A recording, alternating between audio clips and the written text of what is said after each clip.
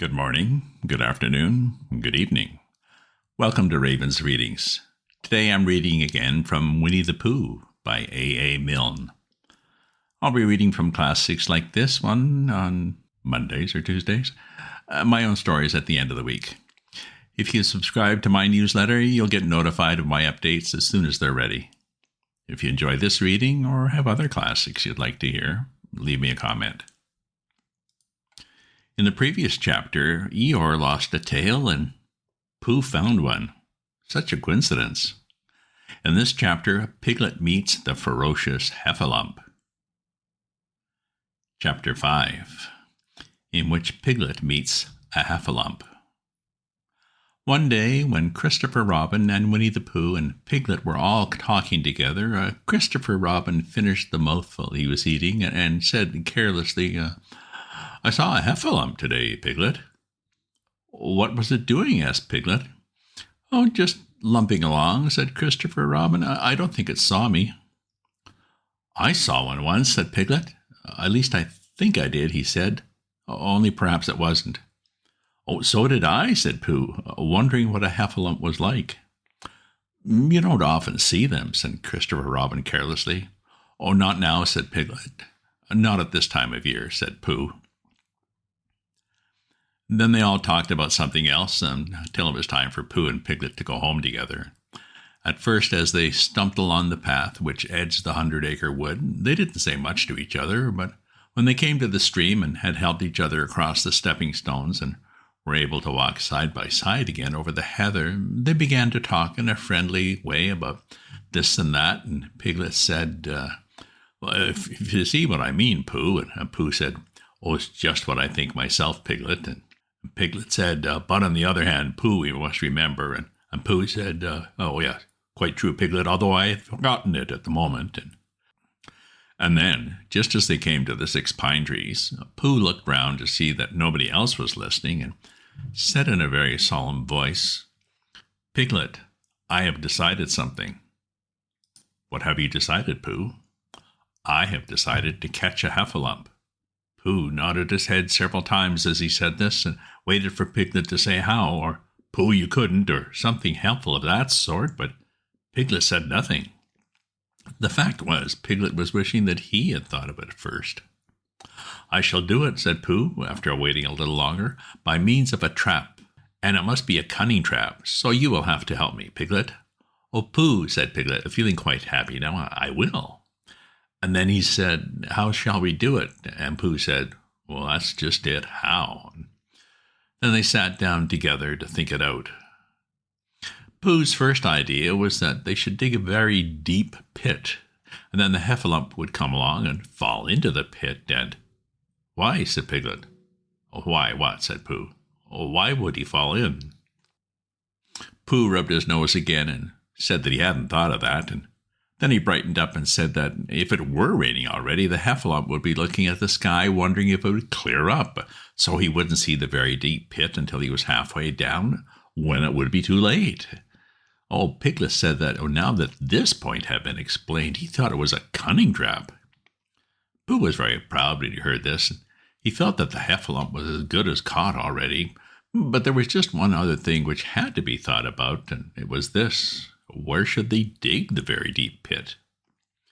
Piglet said that the very best place would be somewhere where a Heffalump was, just before he fell into it, only about a foot farther on. "But then he would see us digging it," said Pooh. "Oh, not if he was looking at the sky." "He would suspect," said Pooh, "and if he happened to look down." He thought for a long time, and then added sadly, "It isn't as easy as I thought. I suppose that's why Heffalumps hardly ever get caught." "That must be it," said Piglet. They sighed and got up, and when they had taken a few gorse bristles out of themselves, they sat down again, and all the time Pooh was saying to himself, "If only I could think of something," for he felt sure that a very clever brain could catch a Heffalump if only he knew the right way to go about it. "Suppose," he said to Piglet, "you wanted to catch me. How would you do it?" "Well," said Piglet, "I should do it like this. I should make a trap, and I should put a jar of honey in the trap, and you would smell it, and you would go in after it, and "Oh, and I would go in after," said Pooh excitedly, "only very carefully so as not to hurt myself. And I would get to the jar of honey, and I should look around the edges first of all, pretending that there wasn't any more, and then I should walk away and think about it a little, and then I should come back and start licking in the middle of the jar, and then—" "Yes, well, never mind about that," said Piglet. "There you would be, and there I should catch you. Now, the first thing to think of is this. What do heffalumps like? I should think acorns, shouldn't you? We'll get a lot of— I say, wake up, Pooh." Pooh, who had gone into a happy dream, woke up with a start and said that honey was a much more trappy thing than acorns. Piglet didn't think so, and they were just going to argue about it when Piglet remembered that if they put acorns in the trap, he would have to find the acorns, but if they put honey, then Pooh would have to give up some of his own honey, so that he said, "All right, honey then," and just as Pooh remembered it too, and was going to say, "All right, acorns." "Honey," said Piglet to himself in a thoughtful way, as if it were now settled, "I'll dig the pit while you go and get the honey." "Very well," said Pooh, and he stumped off. As soon as he got home, he went to the larder, and he stood on a chair and took down a very large jar of honey from the top shelf. It had honey written on it, but just to make sure, he took off the paper cover and looked at it, and, well, it looked just like honey, but you never can tell, said Pooh. "I remember my uncle saying once that he had cheese just this color." So he put his tongue in and took a large lick. "Yes," he said, "it is, no doubt about that. And honey, I should say, right down to the bottom of the jar.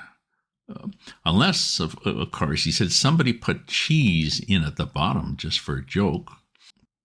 Perhaps I had better go a little further, just in case heffalumps don't like cheese, and same as me. Ah," and he gave a deep sigh, "I was right. It is honey right the way down." Having made certain of this, he took the jar back to Piglet, and Piglet looked up from the very bottom of his very deep pit and said, "Got it?" And Pooh said, "Yes, but it isn't quite a full jar," and he threw it down to Piglet, and Piglet said, "No, it isn't. Is that all you've got left?" And Pooh said, "Yes," because it was. So Piglet put the jar at the bottom of the pit and climbed out, and they went off home together. "Well, good night, Pooh," said Piglet, when they had got to Pooh's house, and we meet at 6 o'clock tomorrow morning by the pine trees and see how many heffalumps we've got in our trap. "Oh, 6 o'clock, Piglet. Have you got any string?" "Why? Why do you want string?" "Oh, to lead them home with." "Oh, I think heffalumps come if you whistle." "Oh, some do and some don't," said Pooh. "You never can tell with heffalumps. Well, good night." "Good night." And off Piglet trotted to his house, Trespassers W., while Pooh made his preparations for bed. Some hours later, just as the evening was beginning to steal away, Pooh woke up suddenly with a sinking feeling. He had had that sinking feeling before, and he knew what it meant. He was hungry. So he went to the larder, and he stood on a chair and reached up to the top shelf and found nothing. "That's funny," he thought. "I know I had a jar of honey there, a full jar, full of honey right to the top, and it had honey written on it, so that I should know it was honey. That's very funny." And then he began to wander up and down, wondering where it was, and murmuring a murmur to himself like this: "It's very, very funny, 'cause I know I had some honey, 'cause it had a label on saying honey. A galoptious full-up pot, too, and I don't know where it's got to. No, I don't know where it's gone. Well, it's funny." He had murmured this to himself 3 times in a singing sort of way when suddenly he remembered. He had put it into the cunning trap to catch the heffalump. "Bother," said Pooh. "It all comes of trying to be kind to heffalumps." And he got back into bed. But he couldn't sleep. The more he tried to sleep, the more he couldn't. He tried counting sheep, which is sometimes a good way of getting to sleep, and if that was no good, he tried counting heffalumps, and that was worse, because every heffalump that he counted was making straight for a pot of Pooh's honey and eating it all. For some minutes he lay there miserably, but when the 587th heffalump was licking its jaws and saying to itself, "Oh, very good, honey, this. I don't know when I've tasted better." Well, Pooh could bear it no longer. He jumped out of bed, he ran out of the house, and he ran straight to the 6 pine trees. The sun was still in bed, but there was a lightness in the sky over the 100-acre wood which seemed to show that it was waking up and would soon be kicking off the clothes. In the half-light, the pine trees looked cold and lonely, and the very deep pit seemed deeper than it was, and Pooh's jar of honey at the bottom was something mysterious, a shape and no more. But as he got nearer to it, his nose told him that it was indeed honey, and his tongue came out and began to polish up his mouth, ready for it. "Bother," said Pooh, as he got his nose inside the jar. "A heffalump has been eating it." And then he thought a little and said, "Oh, no, I did. I forgot." Indeed, he had eaten most of it, but there was a little left at the very bottom of the jar, and he pushed his head right in and began to lick. By and by, Piglet woke up. As soon as he woke, he said to himself, "Oh." Then he said bravely, "Yes." And then still more bravely, "Oh, quite so." But he didn't feel very brave, so the word which was really jiggetting about in his brain was heffalumps. What was a heffalump like? Was it fierce? Did it come when you whistled? And how did it come? Was it fond of pigs at all? If it was fond of pigs, did it make any difference what sort of pig? Supposing it was fierce with pigs, would it make a difference if the pig had a grandfather called Trespassers William? He didn't know the answer to any of these questions, and he was going to see his first heffalump in about an hour from now. Of course, Pooh would be with him, and it was much more friendly with two, but suppose heffalumps were very fierce with pigs and bears. Wouldn't it be better to pretend that he had a headache and couldn't go up to the 6 pine trees this morning? But suppose it was a very fine day and there was no heffalump in the trap, and here he would be in bed all the morning, simply wasting his time for nothing. What should he do? And then he had a very clever idea. He would go up very quickly to the 6 pine trees now, peep very cautiously into the trap, and see if there was a heffalump there. If there was, he'd go back to bed, and if there wasn't, he wouldn't. So off he went. At first he thought there wouldn't be a heffalump in the trap, but then he thought there would, and as he got near, he was sure that there would, because he could hear it heffalumping about like anything. "Oh dear, oh dear, oh dear," said Piglet to himself, and he wanted to run away, but somehow, having got so near, he felt that he must just see what a heffalump looked like. So he crept to the side of the trap, and he looked in. And all the time, Winnie the Pooh had been trying to get the honey jar off his head. The more he shook it, the more tightly it stuck. "Bother," he said inside the jar, and "oh, help," and mostly "ow." And he tried bumping it against things, but as he couldn't see what he was bumping it against, it didn't help him. As he tried to climb out of the trap, but he couldn't see anything but jar, and not much of that. He couldn't find his way. So at last he lifted up his head, jar and all, and made a loud roaring noise of sadness and despair, and it was at that moment that Piglet looked down.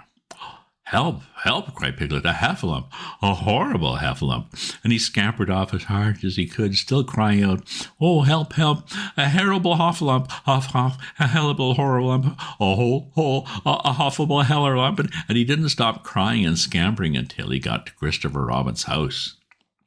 "Whatever's the matter, Piglet?" said Christopher Robin, who was just getting up. "I have," said Piglet, breathing so hard he could hardly speak. I have a heffalump." "Where?" "Up there," said Piglet, waving his paw. "What did it look like?" "Oh, like it had the biggest head you ever saw, Christopher Robin, a great enormous thing, like nothing, a huge big, well, like, I don't know, like an enormous big nothing, like a jar." "Well," said Christopher Robin, putting on his shoes, "I shall go and look at it. Come on." Piglet wasn't afraid if he had Christopher Robin with him, so off they went. "I can hear it, can't you?" said Piglet anxiously as they got near. "I can hear something," said Christopher Robin. It was Pooh bumping his head against a tree root he had found. "There," said Piglet, "isn't it awful?" And he held on tight to Christopher Robin's hand. Suddenly, Christopher Robin began to laugh, and he laughed, and he laughed, and he laughed, and while he was still laughing, crash went the Heffalump's head against the tree root. Smash went the jar, and out came Pooh's head.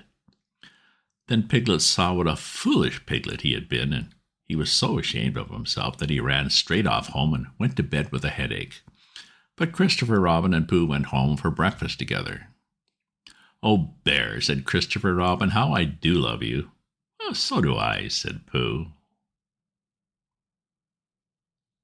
End of chapter. Poor Piglet, he was really quite scared and ashamed. Well, hopefully they'll see if he's okay. Next chapter is titled "In which Eeyore has a birthday and gets 2 presents." If you subscribe to my newsletter, you'll get notified of my updates as soon as they're ready. If you enjoy this reading or have other classics you'd like to hear, leave me a comment. Check out my other posts on my Substack at rafesyou.substack.com, and remember to share this with your friends. Ta-ta for now.